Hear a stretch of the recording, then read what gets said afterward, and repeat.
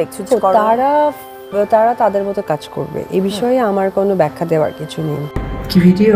এটা খুব খারাপ। তার কি কারিশমা আমি জানি না, মানে হিপনোটাইজটা কি, এটা স্বয়ংত আল্লাহ পাক মানুষকে কেন এটা সহযোগিতা করবে জানি। পবিত্র রমজান মাসে এবার একটি ভিডিও ভাইরাল হয়েছে সোশ্যাল মিডিয়ায়, যেটা দেখে রীতিমতো চমকে গিয়েছে সোশ্যাল মিডিয়ার নেটিজেনরা।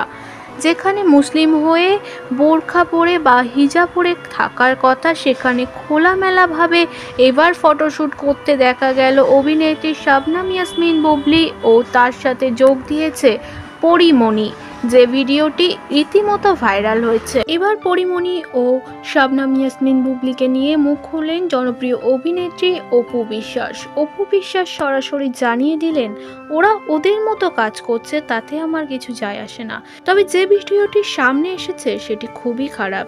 এমন জঘন্যতম কাজ বুবলি করাচ্ছে সকলকে।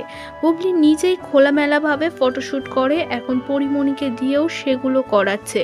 ও অনেক বেশি কারিশমা জানে, সকলকে কালা জাদু করে নিতে পারে। কিছুদিন আগে পরগাছা উকুন বলে অপু বিশ্বাসকে অপমান করেছে পরীমণি, তবে পরীমণিকে নিয়ে কথা না বলে সরাসরি অপু বিশ্বাস বুবলিকে আক্রমণ করে পরীমণিকে শুনিয়ে দিল। অপু বিশ্বাস শাবনাম ইয়াসমিন বুবলিকে অপমান করে, এবারও তার অন্যথা হলো না।